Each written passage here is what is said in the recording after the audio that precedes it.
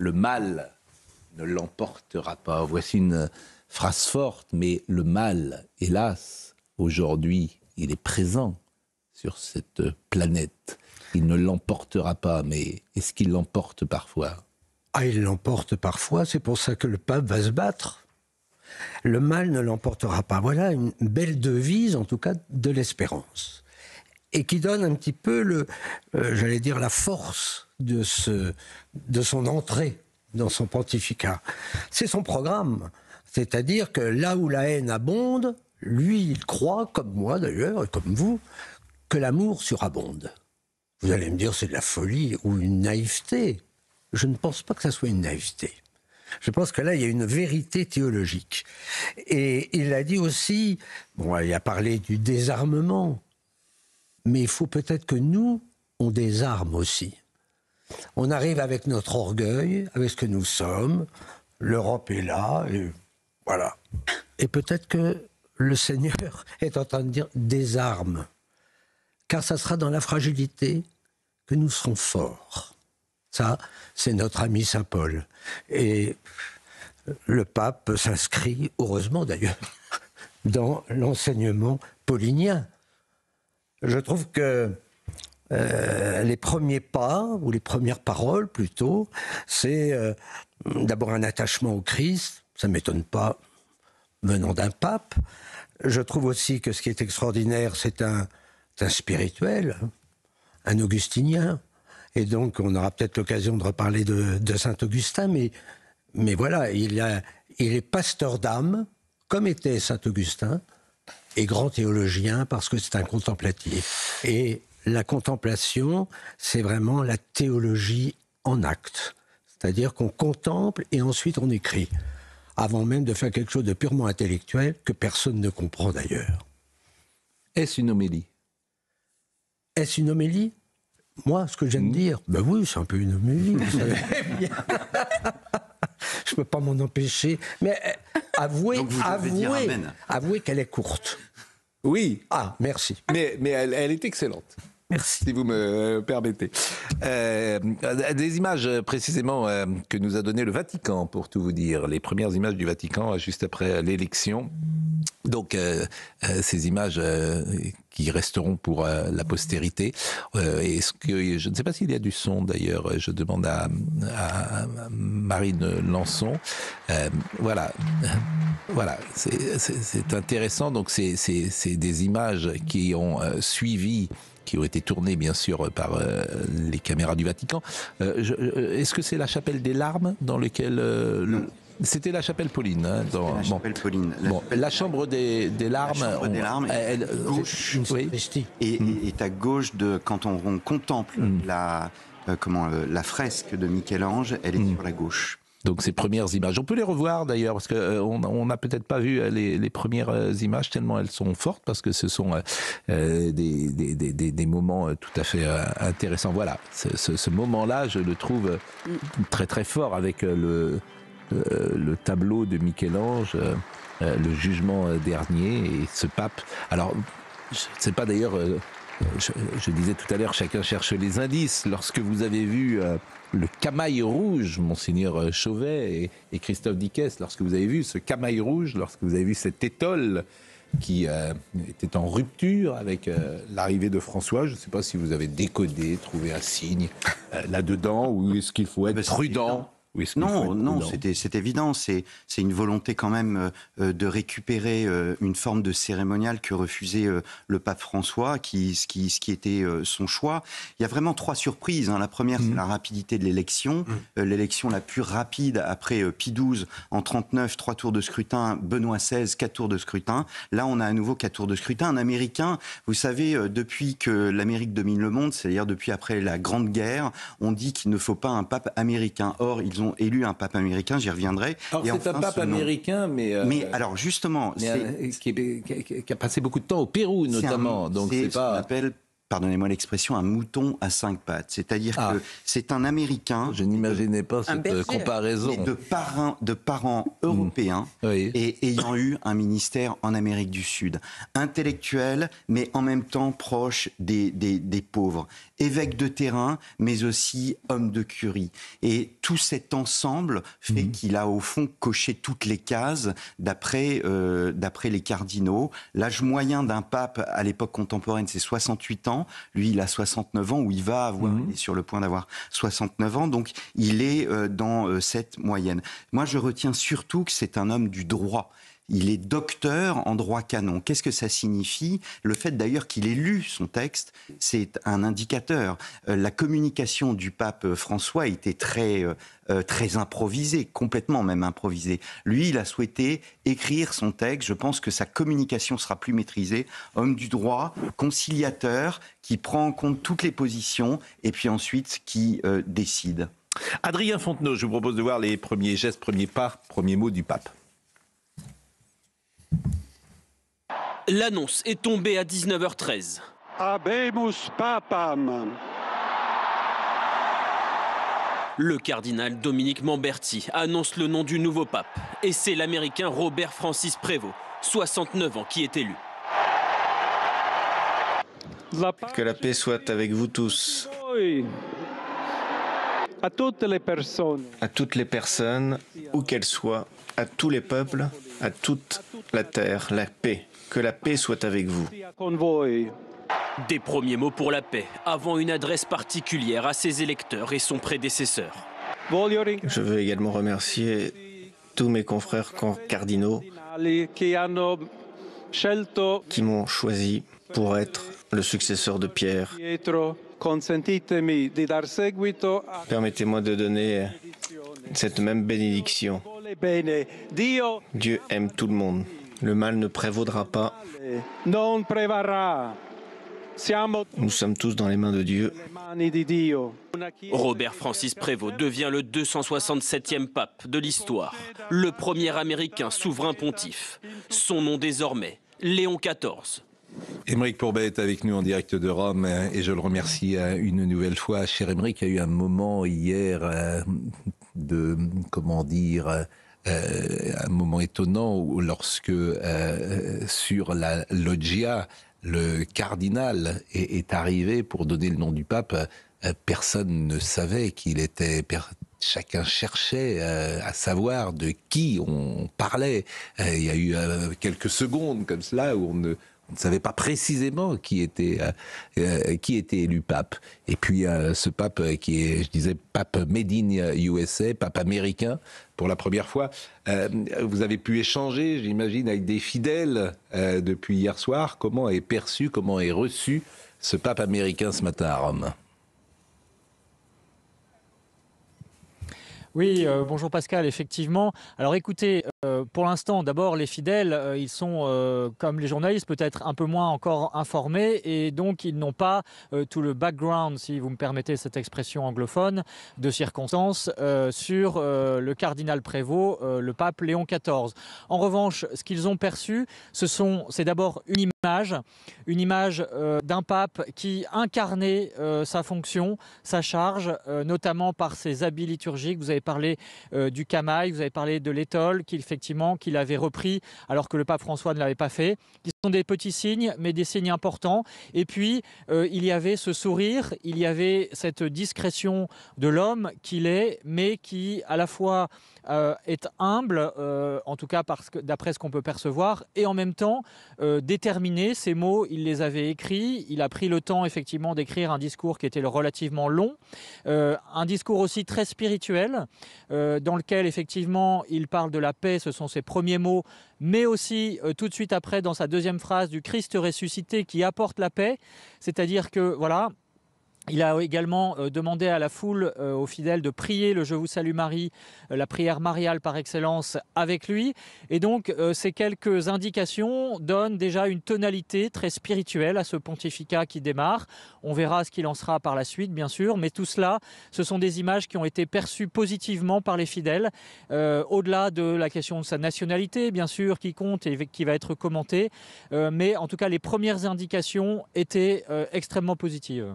Merci beaucoup, Émeric, pour deux salles, deux ambiances. Après les images très fortes de Rome, le spectacle liturgique de Rome, il y a parfois d'autres liturgies à Moscou en ce moment. Et vous voyez peut-être ces traditionnelles images du défilé de Moscou. Et cette parade,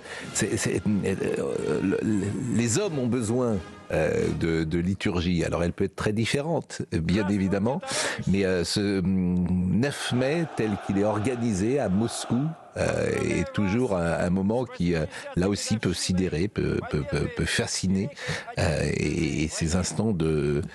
Je crois que c'est l'homme qui négocie, c'est le ministre de la Défense que vous voyez là, et qui négocie traditionnellement pour Vladimir Poutine. Toujours des images tout à fait étonnantes. Le visage est un peu moins bienveillant que l'apparition du pape. C'est quelque chose.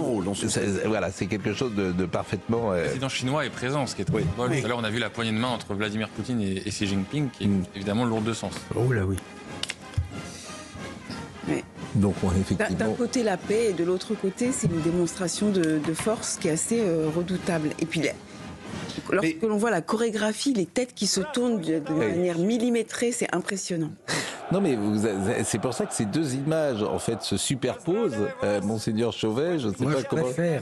Personnellement, je préfère le grégorien à des cris. C'est se mettre tous à crier, victoire ou je ne sais pas quoi, parce que je ne connais pas le russe.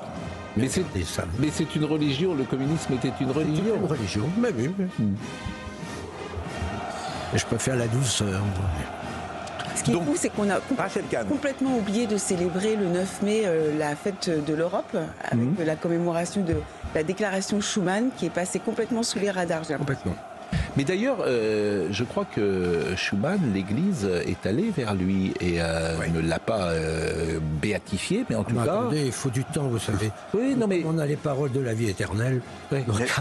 L'Europe a été soutenue par le pape Pie XII. En fait, c'est un aspect du pontificat de Pie XII qu'on connaît mal. Donc il y avait Schuman, De Gasperi et l'allemand Adenauer. Et Pie XII avait cette idée d'une restauration de l'Europe chrétienne et absolument pas l'Europe des marchands. Mais on est frappé quand même, Pascal, avec avec l'élection de ce nouveau pape. Éric Revel. Moi, j'ai toujours été frappé par le fait. Alors, le Vatican, c'est un petit État. On dit la diplomatie, mais en fait, regardez bien dans les grands mouvements. Jean-Paul II, ce qui s'est passé à l'Est ensuite. François, la création finalement du Sud global sous nos yeux. Et d'une certaine manière, ce pape américain, c'est quand même un caillou dans la chaussure de Trump.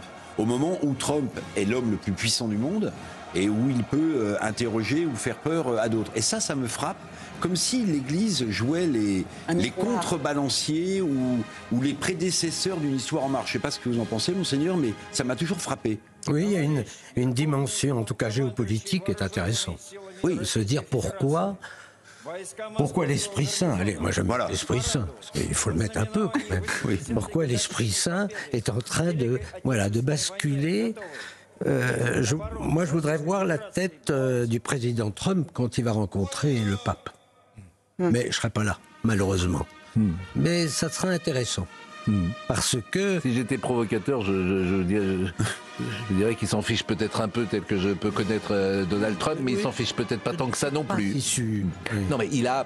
D'abord, quand il est venu à Rome, quand Trump est venu à Rome, c'est précisément parce qu'il parlait à 70 millions d'Américains. Il y a 30% de catholiques. Donc effectivement, ces 30% de catholiques votent. Et là où vous avez raison, c'est que j'imagine que ces catholiques sont influencés par ce que dit le pape. Donc lorsque le pape entre en conflit avec Vance ou avec Trump, mais plus encore avec Vance, dans les tweets qu'on a pu lire ces dernières heures, tweets écrits par celui qui n'était encore que cardinal, il y avait une opposition très forte à Vance. Or, Vance est le successeur de Trump. Et la probabilité que le pape soit encore à Rome alors que Trump n'y sera plus à Washington est sans doute forte et qu'il y aura là un match, je ne sais pas si c'est le terme à utiliser, mais en tout cas il pourra y avoir un dialogue entre Vance et Trump, et c'est là que vous avez raison, peut-être Vance sera-t-il influencé pour convaincre ses propres électeurs d'entendre ce que dit Rome. Il y a un facteur qu'on ne souligne pas assez, c'est qu'il y a eu un fossé entre les catholiques américains et Rome du fait des critiques du libéralisme de la part du pape François. Et ce fossé est à combler, et je pense qu'une des raisons pour lesquelles il y a eu cette élection, c'est précisément pour combler ce fossé avec une église qui ne cesse de se développer après avoir baissé plusieurs années à cause des... Et dans la même veine, si vous me permettez, dans la même veine, le mal ne triomphera pas, mais le réalisme économique et financier des finances publiques du Vatican doit triompher. Pourquoi je dis ça ? Parce qu'une partie importante des dons du denier de Saint-Pierre proviennent des États-Unis, justement. Monseigneur, vous m'arrêtez évidemment. Et je pense que dans l'état actuel, où on parle d'un déficit chronique de 70 millions d'euros pour les finances du Vatican, le fait d'avoir un pape américain, ça va peut-être permettre de regonfler ce denier de Saint-Pierre, ou en tout cas d'avoir un afflux de dons en provenance des États-Unis. Pardonnez, c'est un peu trivial ce que je dis, mais... Non, pas du tout, mais ça c'est réaliste. Voilà, le réalisme triomphe, le mal non, quand mais le vous êtes réalisme curé triomphe. d'une paroisse, vous êtes bien obligé de regarder les chiffres pour que ça tourne. Eh bien, quand vous êtes pape, vous avez quand même plus de 4000 salariés, il faut les payer à la fin du mois, même si on ne les paye pas beaucoup. Ce sont des curés et des bonnes sœurs, mais enfin quand même, mais il faut quand même les payer. Et puis, quand vous avez un déficit, il faut trouver quelqu'un qui puisse mettre un peu des dollars. Non, mais de placer l'élection de Léon XIV à l'aune des difficultés financières du Vatican, c'est assez osé de la part de notre ami Éric Revel. Mais d'expliquer que les 133 cardinaux ont dit il y a un trou dans la caisse et on va... Non, mais Pascal... c'est ce que j'espère que vous êtes sérieux. Parce que le pape François a beaucoup travaillé sur ces questions-là. Mais pour tout vous dire, il y a 10 jours, et certains en sont témoins, certains ont fait l'analyse que vous dites là, et certains m'ont dit la possibilité d'un pape américain est possible pour la raison que vous venez de dire là. Et je me souviens avoir eu un échange avant d'entrer en plateau, et je crois même qu'on en avait peut-être parlé autour de cette table. Bon, une des raisons de la renonciation de Benoît XVI est, on n'en a pas la preuve, fortement liée à cette question financière. Oui. Et je pense que tout est lié, comme disait le pape François. Et cette question du fossé que j'évoquais sur les catholiques américains et Rome est réelle.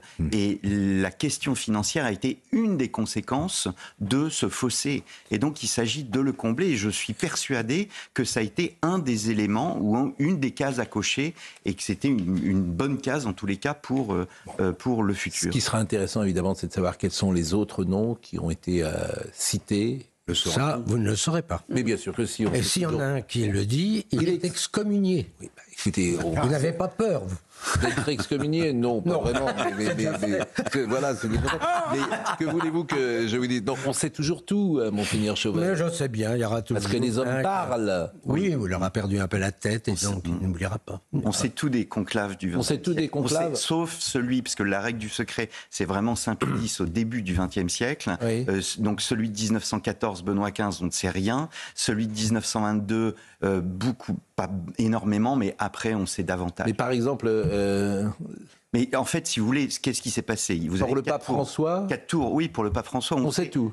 Pour le pape François, pour Benoît XVI, on sait le décompte. Vous avez un nom qui est apparu et qui est monté, qui montre quoi? Qui montre l'importance de ce qui s'est passé avant l'entrée en conclave, à savoir les échanges pendant les congrès. Mais quel était l'autre nom, par exemple? Quel était le dauphin du pape François? Le cardinal Parolin. C'était le cardinal... Non, je parle lors de l'élection de François. Vous dites on sait tout du conclave. En fait, c'était le cardinal Scola. Et la conférence des évêques d'Italie a félicité le cardinal Scola quand l'annonce a été faite. Parce que tout le monde attendait le cardinal Scola. Et en fait, c'est pas le cardinal Scola qui est apparu à la loggia, c'est le cardinal Bergoglio. Ouais. Et le cardinal Scola, c'était le cardinal, le candidat en quelque sorte du pape Benoît XVI. Je crois que Vladimir Poutine est en train de s'exprimer, pour tout vous dire, et on est en train de l'écouter. S'il dit des choses essentielles, nous pourrons, pourquoi pas, vous dire l'essentiel de son message. Je voulais vous montrer quand même un sujet sur la liesse populaire hier, parce que c'est vraiment un moment important. Je disais à Aymeric Pourbet, il y a eu un moment de flottement qui était perceptible, d'ailleurs dans les rédactions, sur les antennes, avant qu'on donne le nom. Il s'est passé, je ne sais pas, 20 secondes, 30 secondes, 45 secondes, on ne savait pas. Sûr, ouais.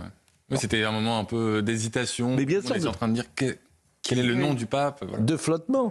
Et je vous propose de voir ce moment de liesse populaire avec Félix Pérola. Une fumée blanche accompagnée par une foule en liesse place Saint-Pierre.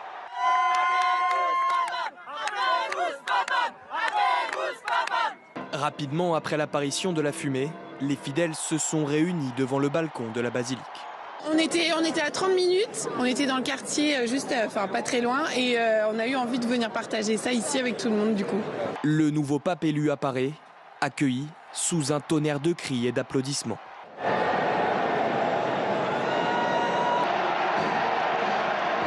Les fidèles peinent à cacher leur joie. C'est vraiment une grande bénédiction et on est vraiment reconnaissant envers Dieu. L'Esprit Saint a choisi un berger exceptionnel et peu importe qui il est, d'où il vient, etc., quel âge il a, on l'aime. On a une belle grâce, on est très contente. Ah oui. Aujourd'hui, on est vraiment heureux d'être là et de voir le nouveau pape. Des cris de joie, mais aussi de la ferveur pour une prière commune adressée à la Vierge Marie.